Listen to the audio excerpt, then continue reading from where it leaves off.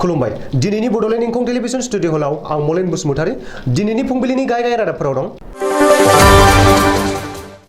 धेमाजियाव गंसे गोदान स्कर्पिय'खौ रेलआ सौख्लायदों, सानैनि जिउ खहा।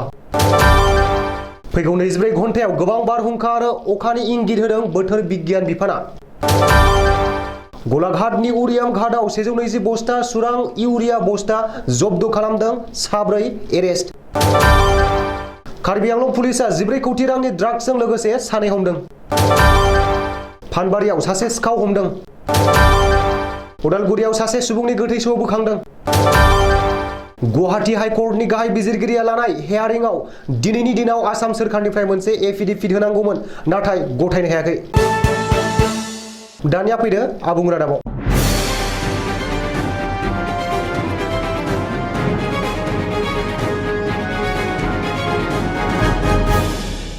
खर'सा आसामनि धेमाजि सदर थानानि बेन्दोंआव नाहरलगुन तिनिसुकिया भिस्टाड'म एक्सप्रेसआ समबारखालि फुंनि 7:45 रिंगासोआव लेभेल क्रसिं खालामनाय गोसोम गाबनि गंसे गोदान स्कर्पिय' गारिखौ सौख्लायदों।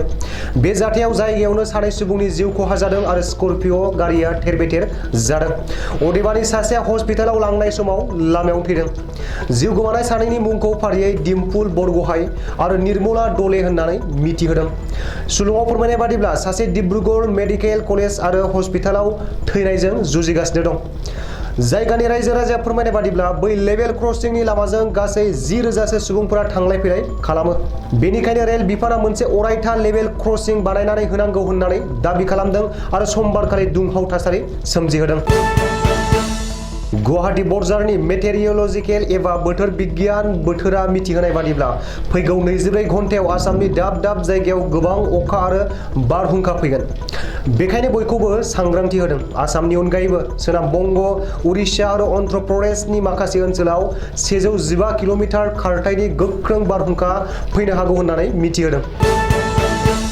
गलाघाट जिल्लानि धनसिरि महकुमा बेन्दोंआव उरियाम घाट थानानि पुलिसआ रबिबारखालि नाका खालामनानै AS-1 AXC 1286 नम्बरनि गंसे डाम्पार गारिखौ सिग्रोमनानै गासै 120 बस्ता सिखावै लांनाय इउरिया हासार बोखांनो हादों।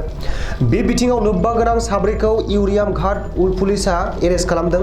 हमजानाय 4नि मुंखौ फारियै इउसुफ आली, वानवार हुसैन, जेहेरुल इस्लाम आरो बक्सार आली होननानै पुलिसआ सिनायथि होदों।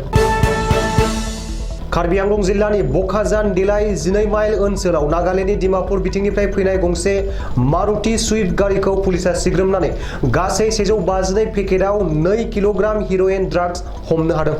लोगोसे बे खामानियाव लोब्बा गोनां मणिपुरनि थागिबि लालामाइ स्टेफेन आरो लहु फाइटे मुंनि सानैखौ पुलिसआ एरेस्ट खालामदों। पुलिसनि सुलुङाव फोरमायनाय बादिब्ला बे ड्राग्सनि बेसेना 14 कौटि रां जागोन। सासे गोख्रों सिखावखौ फानबारि ओनसोलनि रायजो राजाफोरा खौसेयै हमदों। समबारखालि फानबारि ओनसोलनि गंसे न'खराव सासे सिखावआ रावबो गैयैनि सुलु लानानै न'नि दरजाखौ खेंनानै न' सिङाव हाबनो नाजादोंमोन। बे समावनो न' बिगुमा हेमन्त बर'आ सिखावखौ नुसननानै हमनो हायो। हेमन्त बर'आ सिखावखौ राइजोफोरनि आखायाव गथायनानै गोख्रों बुनानै सेबो।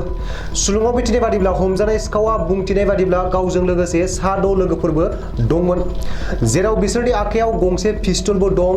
लोगोफोरा गावखौ खनले थिनहरबाय थानायावसो खावनो फैदों होनना सिमान लादों। हमजानाय सिखावनि मुङा सुवासुद्दिन होनना मिथिनाय जादों।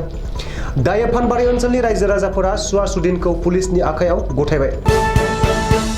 लामा जिंनि फख्रि सेराव सासे सिनाय मोनै सुबुंनि गोथै सह बोखांदों।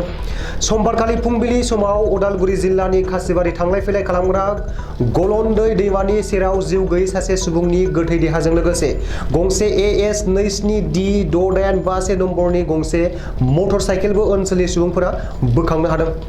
जिउ गोमानाय सिनाय मोनै सुबुंनि कार्डखौ नायनानै जिउ गोमानाय सुबुंखौ सुमिरि बाग्लारि होनना सिनायथिनाय जादों। बे जाथायनि सायाव ओनसोलनि सुबुंफोरा बुंथिनाय बादिब्ला हरनि समाव गोख्रों लामा जाब्रबथायजों मोगा-मोगि जानानै बेबायदि जाथाय जादों होनना सन्देह खालामदों। दिनै गुवाहाटी हाइकर्टआव बिटिआर एकर्डनि सिङाव थानाय मोनसे दफाफोरा बर' हारिनि खैफोद गोनां होननानै पिआइएल होनायनि सायाव हियारिं जादोंमोन। गुवाहाटी हाइकर्टनि गाहाय बिजिरगिरिया लानाय हियारिंआव दिनैनि दिनाव आसाम सोरखारनिफ्राय मोनसे एफिडेभिट होनांगौमोन, नाथाय आसाम सोरखारा एफिडेभिटखौ गथायनो हायाखै।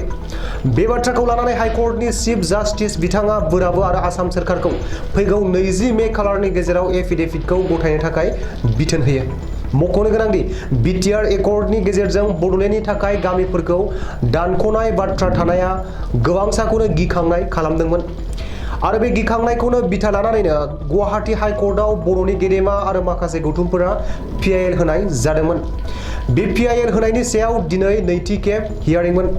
फैगौ 20 मे खालार खालिनि गेजेराव आसाम सोरखारा एडभकेट जेनेरेलनि गेजेरजों एफिडेभिट होनांगोन आरो बे एफिडेभिटखौ होनो हायाब्ला बेनि सायाव मा एक्सन लायो बेखौ हाइकर्टआ लागोन होननानै बुंनाय जादों। थामथि खेब हियारिंनि थाखाय खालार फोसावदों 23 मे खालि। 23 मे खालि आसाम सोरखारा एफिडेभिट होनो हानाय जाफैयाब्ला 23 मे खालि मा गरन्थ लायो नेनांगौ जानानै फैबाय।